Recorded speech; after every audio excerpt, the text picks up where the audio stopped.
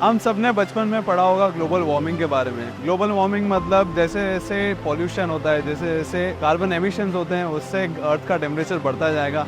जैसे अर्थ का टेम्परेचर बढ़ेगा वैसे वैसे ग्लेशियर्स पिघल जाएंगे। अब उससे क्या होगा, उससे मेजर सिटीज़ जैसे मुंबई होगी, मालदीव्स हो गए, और जितनी भी बड़ी सिटीज़ है, बड़ी कंट्रीज़ है जो कोस्टल रीजन पे आती है, वो सब खत्म हो जाएगी। बट पॉइंट ये है कि हम ह्यूमैनिटी की सबसे प्रोमिनेंट और सबसे इंपॉर्टेंट जनरेशन है। हम पे ह्यूमैनिटी का पूरा फ्यूचर डिपेंडेंट है। अगर हम लोग आज सस्टेनेबिलिटी के बारे में नहीं सोचते हैं तो ह्यूमैनिटी का फ्यूचर शायद 50-100 सालों में खत्म हो जाएगा। So as a 50-year-old legacy company we thought कि हमें इसके बारे में कुछ करना चाहिए। So to improve our impact we thought कि सबसे ज़्यादा पॉल्यूशन कहाँ होता है, तो we saw that 30% of the pollution is caused by automobiles and most of it is caused by two wheelers in India. So that's how Comtech VX1 was born.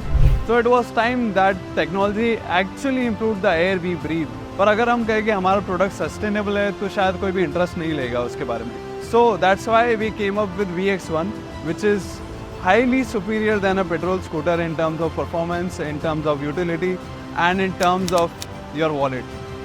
So let's dive into what VX1 actually is. ये है Comtech VX1 की smart की। अब इसका need क्या है? Firstly अगर आपको कीलेस चलाना है तो आप कीलेस चला सकते हैं इस की से। ये आपकी गाड़ी ऑटोमेटिकली चालू हो जाएगी और आपको की नीड नहीं पड़ेगी।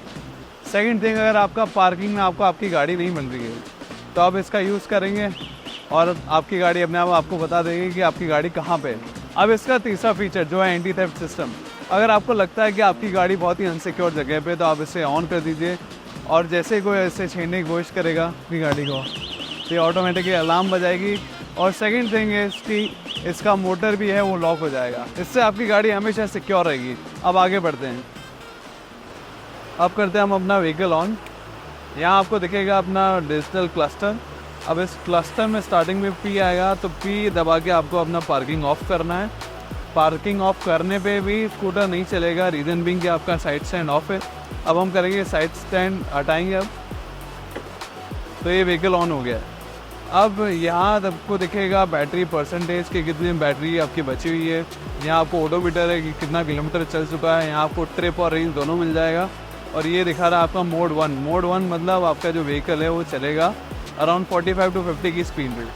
आपको अगर सबसे ज़्यादा रेंज चाहिए तो आपको इस मोड में आपको सबसे ज़्यादा रेंज मिलेगा। आप सिटी में चला रहे हैं तो आप मोड 2 में जा सकते हैं। मोड 2 में आपको 65 to 70 का स्पीड मिलेगा। और अगर आपको और स्पीड में जाना है, स्पोर्ट मोड में चलाना है, तो मोड 3 है उसके लिए। तो मोड 3 में स्पीड मैक्सिमम रियल स्पीड 85 हो जाती है। तो यहाँ पे आपको लाइट्स मिल जाएंगी आपकी, यहाँ इंडिकेटर आ जाएगा, हॉर्न, हाई बीम, और यहाँ पे आपको मिल जाएगा आपका रिवर्स मोड।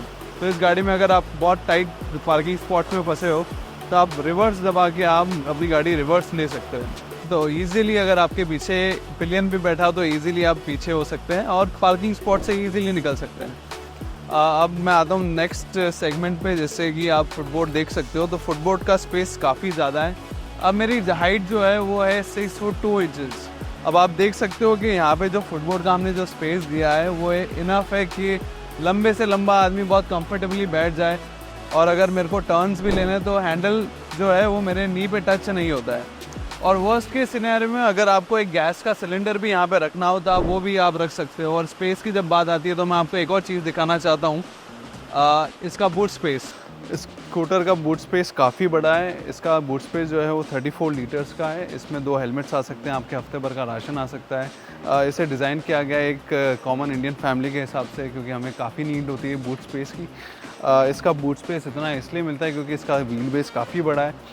बैटरी जो इसके नीचे आ जाती है जिसकी वजह से हमें काफ़ी अच्छा बूट स्पेस के लिए जगह मिलती है। नाउ टेक्निकली स्पीकिंग इस स्कूटर का व्हील बेस जो है वो काफ़ी बड़ा है, around 10 to 15% compare to any other scooter in the market.